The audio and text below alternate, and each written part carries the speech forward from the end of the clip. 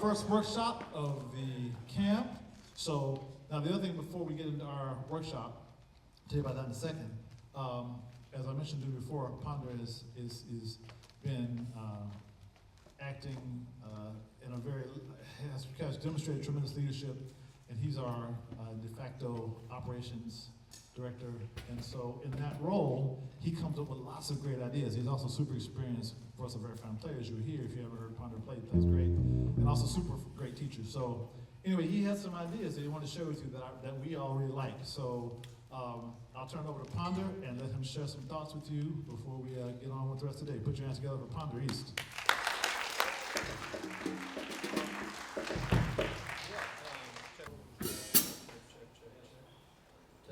There it comes.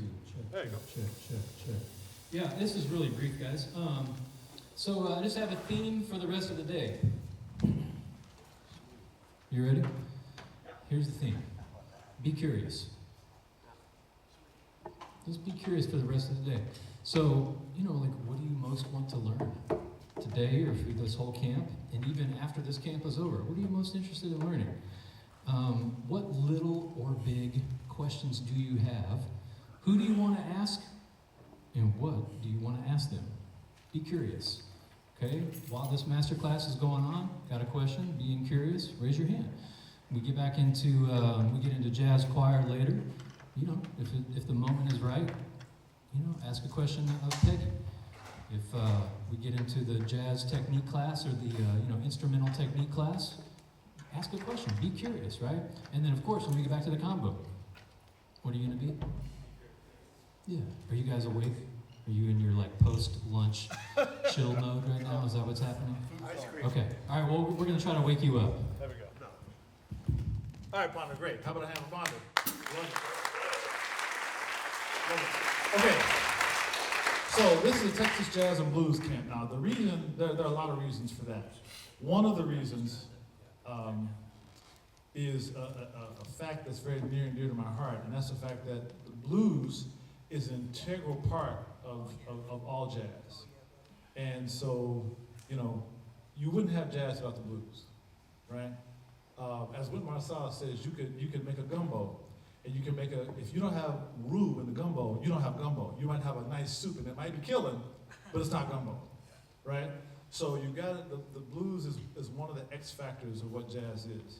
And so even with Coltrane and with, if you check out most of our legendary jazz masters, if you listen with the lens, and at some point this week we'll talk about listening, but if you focus on any jazz recording, like 90% of them, probably 80% of the master jazz recordings, it won't take you very long to find some overt presence of the sense of blues. And what do I mean by blues? What I mean by that,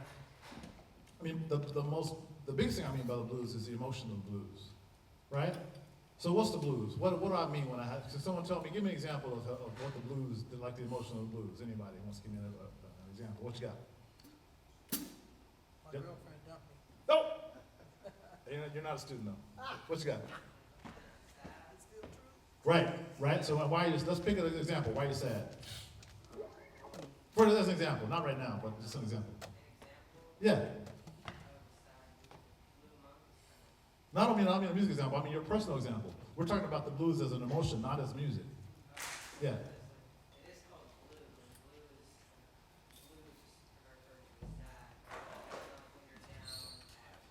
So it could be just when you're generally down, or it could be something specific that happens, like if someone's girlfriend or boyfriend dumps them. That gives you the blues. You get a flat tire. You get a huge delay on an airplane, and you're sitting in the air for hours. That's the blues, right? So that's the examples, right? Emotional examples. So obviously every day we have, well, it's a classic song, every day I have the blues. I mean, regularly stuff happens and then you get a little bit down or whatever. Now, fortunately for us as human beings, there's lots of ways that we rebound from our sadness. And the general trajectory for a lot of us, I hope, is at least stable, if not on a, moving towards a more and more comfortable, strong feeling in your life. But it can be a rocky road, right? The blues component of that is super important because it's everywhere all the time. And we really have to own it and embrace it in a way. The blues music is about that. It's about, let me own my blues. Okay, I'm sad. I don't want to be sad, but I'm sad, and it's real, right? So, I prefer to be happy, but the fact is, understanding what sadness is makes you really appreciate the happiness. So that's another kind of component. But the music, the whole point of the music is to help you release some of the weight of the emotion, right? So the blues is by playing it or listening to it, you're expressing the emotion. That's the goal. And therefore, releasing some of it. They say a problem shared is a problem halved, right? So in other words, you get something off your chest, as they say sometimes.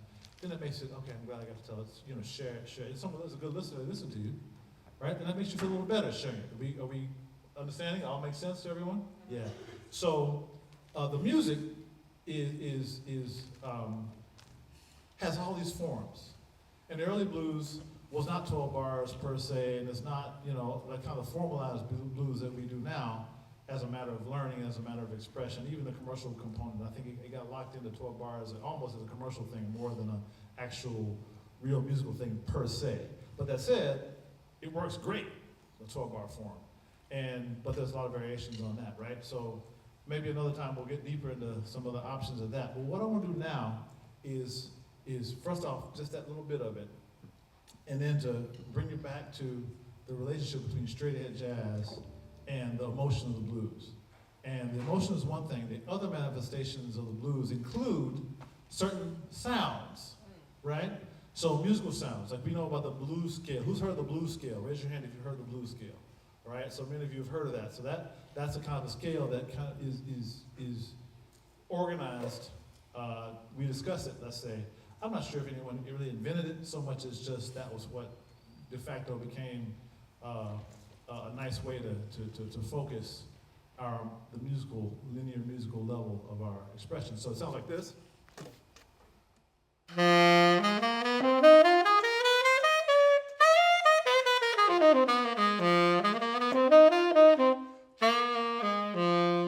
Just playing up and down. And then if I mess with it,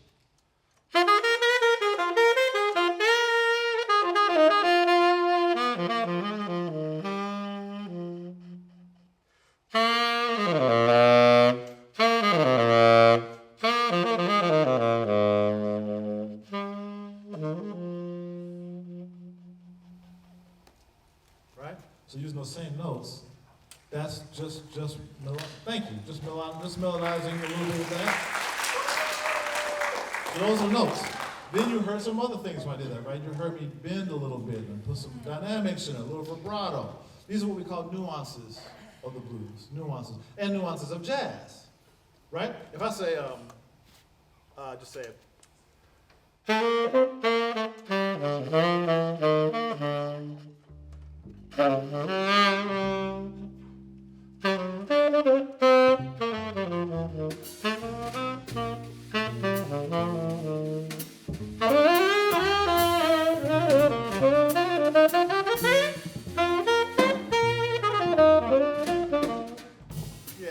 Just a standard, I'm using some of the blues, not only a few of the notes, but I also use some of the bends and stuff and the vibrato. I incorporated that stuff. That stuff all comes from the blues, those nuances.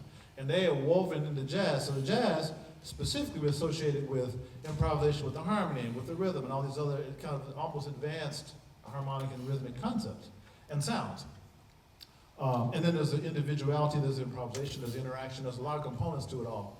But the blues is at the center, at the core of the roots of it, and then the actual sound and the emotion also is informed by the blues. Now jazz is broader. Jazz is not focused on the sadness that we want to release. Jazz can be, straight ahead jazz can cover all emotions. Some of the blues really can cover very many emotions, but jazz is really very broad, including all kinds of anger and all kinds of elation and the whole range. And so, but as we looking at jazz as a genre, as a style of music, the blues is right there in its roots. And so what we want to do for you today is play a blues, just a regular blues, Bags Groove I think we chose for today, which is some of you, who's heard of Bags Groove, the song Bags Groove? Many of you, okay, so that's one of your homeworks, check out Bags Groove, Milt Jackson classic. Super simple blues, right? Not easy necessarily, but certainly simple, if you know the difference, right? But we'll do that. And then within that, we're gonna do some things to it so that you can just hear some of the ways we can make it flexible. Right? So the emotion will be there, the bluesiology will be there, but we're gonna mess with it and see where we go with it creatively, right? And make it feel more jazzy in that sense. So we'll do that. Then we'll flip it over and take a jazz song and make it feel more bluesy. Right? Got it? That's the plan. And the goal is for you to come away, if you're curious about the plan and the goal, or curious about the goal is for you to have a little bit better sense of the interrelationship between straight ahead jazz and the blues, which is kind of the core concept and mission of the Texas Jazz and Blues Camp. Yeah? All right, so here we go. Oh, so we have Ponder East. But once again, on tenor saxophone. Put your hands, let me hear you. There you go. We have Paul Deemer on trombone. Come on, let me hear you. Daniel DeFore on drums. We have John Fremgen on piano. We have Jay Tillman on piano, keyboard, and level 1 2. My name is Don Braden. So, you know. All right.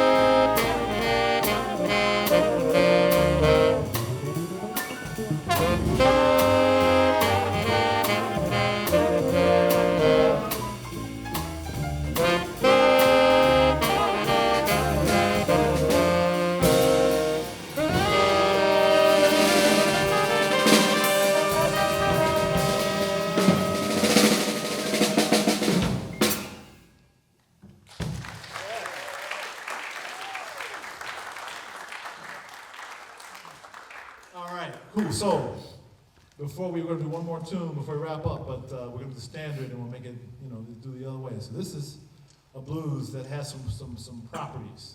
What did you observe? Who wants to share what they observed? Give a couple minutes of just observations. Talk to me. Now, listening is key to everything. Listening is key, and then you're here at Jazz Camp, you got an opportunity, you got us in front of you, have us, we're yours for a week. So be curious. What curious means, it means a lot of things, but one of the things it means is active engagement. And then that's a hallmark of curiosity, right? You're actively, you're everything. What's he doing with his left foot? What's happening with those notes on the piano? Why is the saxophone player doing this? Why is he doing that? Why is he or she doing whatever? So this kind of active mindset, then this is how you learn. This is how you unlock. You ask questions. Once you ask you put a question out there, even to your own brain. How's that working? How is, I think, one of the most important questions of life. You ask how, your brain says, oh, Johnny wants to know how something's working. The brain immediately gets working on it. How many times have we, wasn't sure about a math problem or some crossword puzzle or something, and I don't know what that is. Let me go get a glass of water, come back, there's the answer. Who's experienced some version of that? You know what I'm talking about? Yeah. That's your brain kicking in and doing its brain thing. So if you take advantage of that, that's one of the keys to life, that thing of engaging your brain and getting it cranking. This is what Be Curious is that's part of what it's about. It's about getting your brain turned on so that it does if it's stimulated, it'll grow and become stronger. And that's what you want your whole life, right? So, observations. And if you don't have any, that's fine. But for here on out, for the rest of every workshop, every situation, make sure you look for observations. Tell me. It went from kind of a swing kind of groove to something a little bit more bossa nova or Latin almost. We did a few different grooves, didn't we? The bossa nova-ish thing, or the kind of jazz Latin thing, then back to swing. Then we went to, what else did we do? We did one more. What was the other specific groove? Two more, actually. Double time swing was one. Good. Whoever said that, well done. There's one more important one that happened. Where you at? Okay, what you got? Correct. Afro, like a 6/8 feeling, right? So that's part of the idea of, remember I said bringing jazzy concepts into the blues, like that of switching grooves and going between and improvising. They just did it. And we all adapted right away. That's part of the journey of the team, of the jazz team. And teams are we're going to give you about 100 keys to life here. So if you take your notes, you come out of this camp with about 10 or 15 or 20 to 100 or more keys to your life, like, claviers, right? Keys that may apply at any given point. That sense of adaptation and teamwork, that's key to everything, I think. So, any other thoughts before we move on to the next tune? Or questions? You're going to learn a lot more about the blues through the week anyway. And then there'll be more blues workshops with variants, not this particular type, but different kinds. And hopefully you'll be getting your brain working on the things that it really wants to know, and that will improve your playing.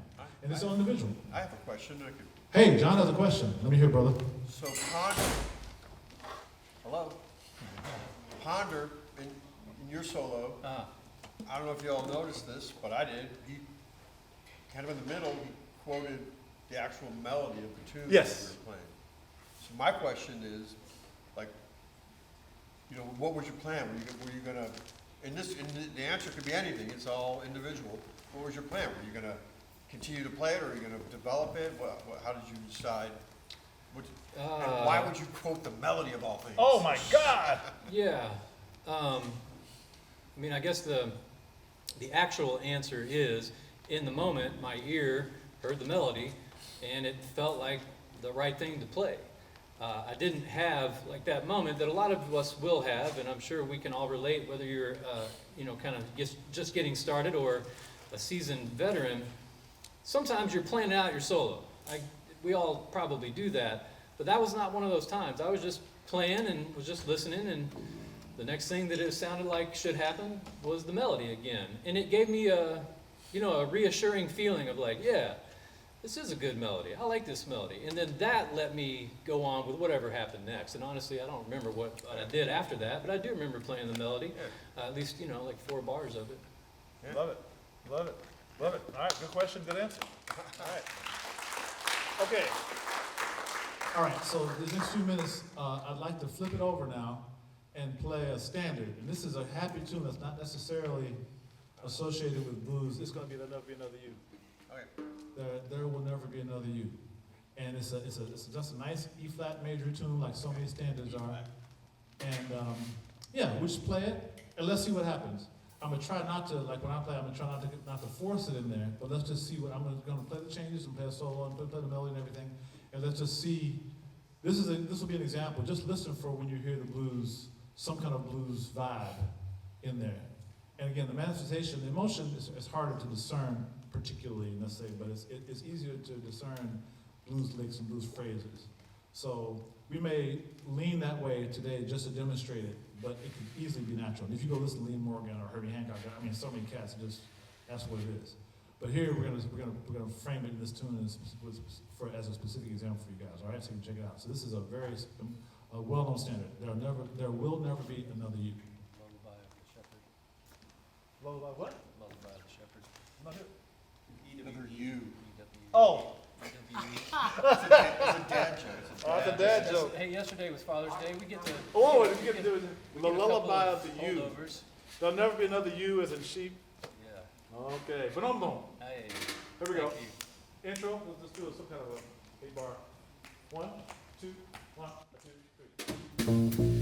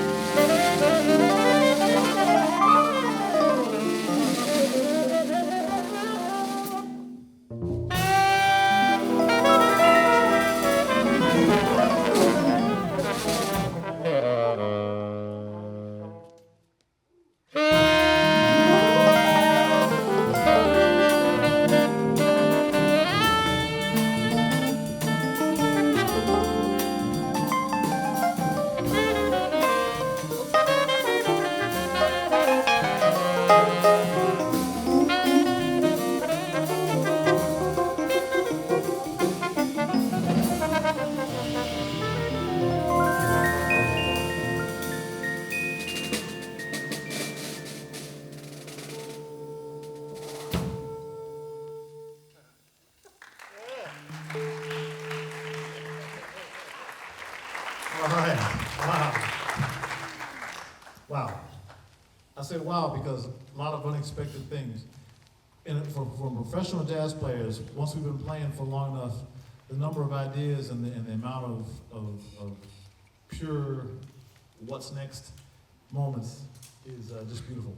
So, did you guys observe? Who observed some blues moments in there? Bluesy moments in and all that stuff. A few of you did, right? So just quick examples.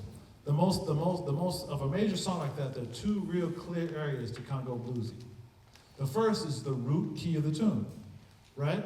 So if me and Jay just play a little bit, just real quick, I can literally say it.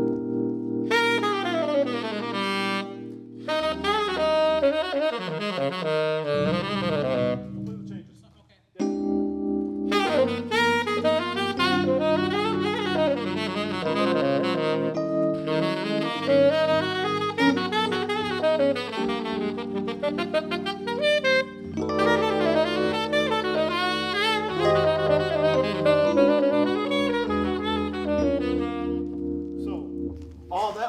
based on the key of E flat blues scale mostly. I mean, that's kind of weaving the changes in.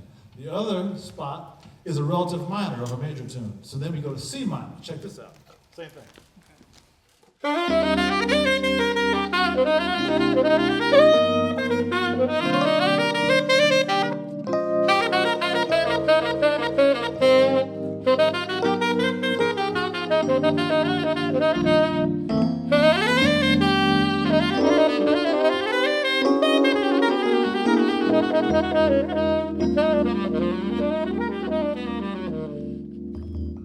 gotta mess with it.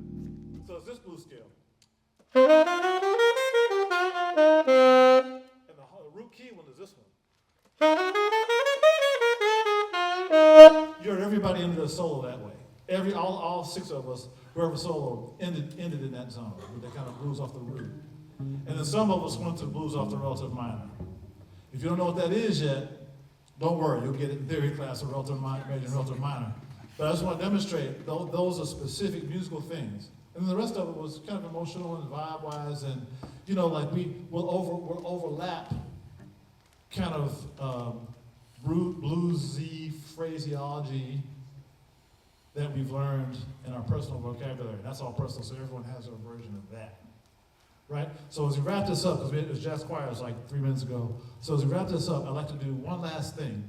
Have everybody up here, including Daniel, plus play one kind of bluesy phrase, whatever you want to play, just anything that's bluesy, that has some kind of a phrasing. I'll go first.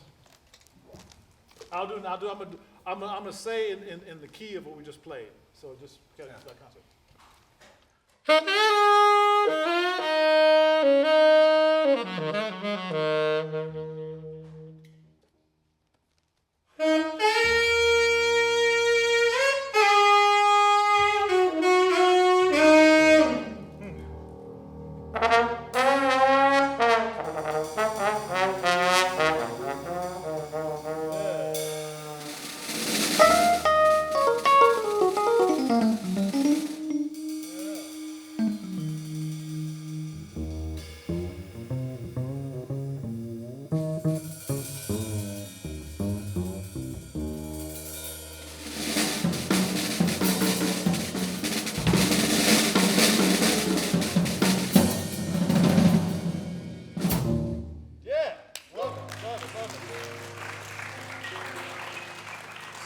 The most important thing about that is everybody had their own way.